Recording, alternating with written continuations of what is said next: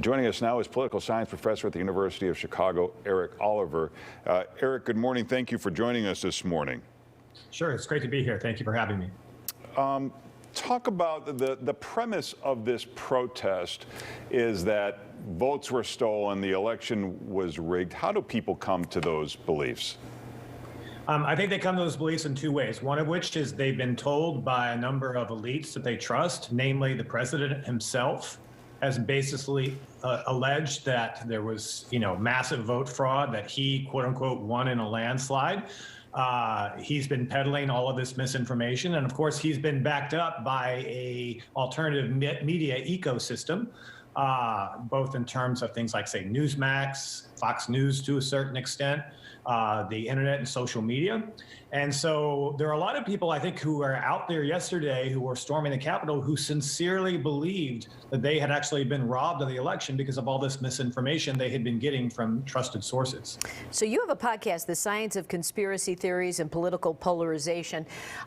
Is this all conspiracy theory people? There's got to be people out there, too, who I'm sure are just feel disenfranchised. And how do those two come together? Sure. So I think there are a lot of people who feel very uncertain about the shape of the political world, and they don't know which information to trust, and they have to kind of fall back on what their gut is telling them. And for a lot of people, their gut lends them or leads them to conspiracy theories, because conspiracy theories seem to resonate with a lot of our kind of intuitive processes. And so this is the kind of field that is ripe for this kind of misinformation to take place.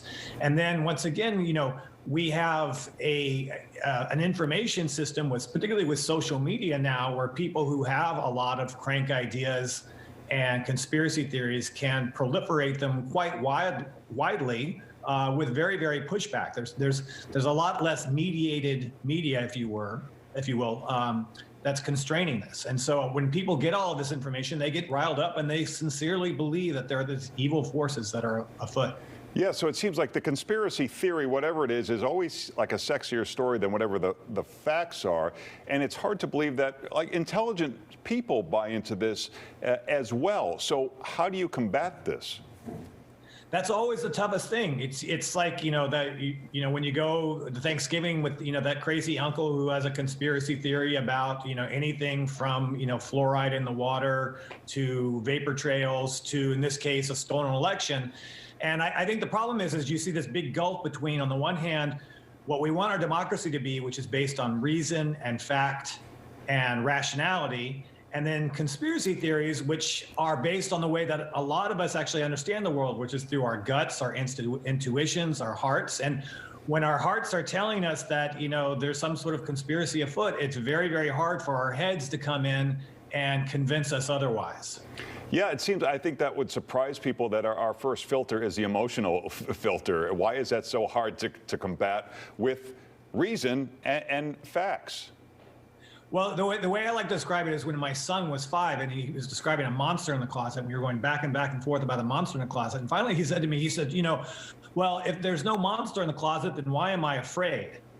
And I think what that means is basically that, when people are experiencing fear and they're experiencing uncertainty, or they're experiencing disappointment in the case of an election, they're looking for something to rationalize it. That's their most pressing reality, is that kind of emotional experience at that moment.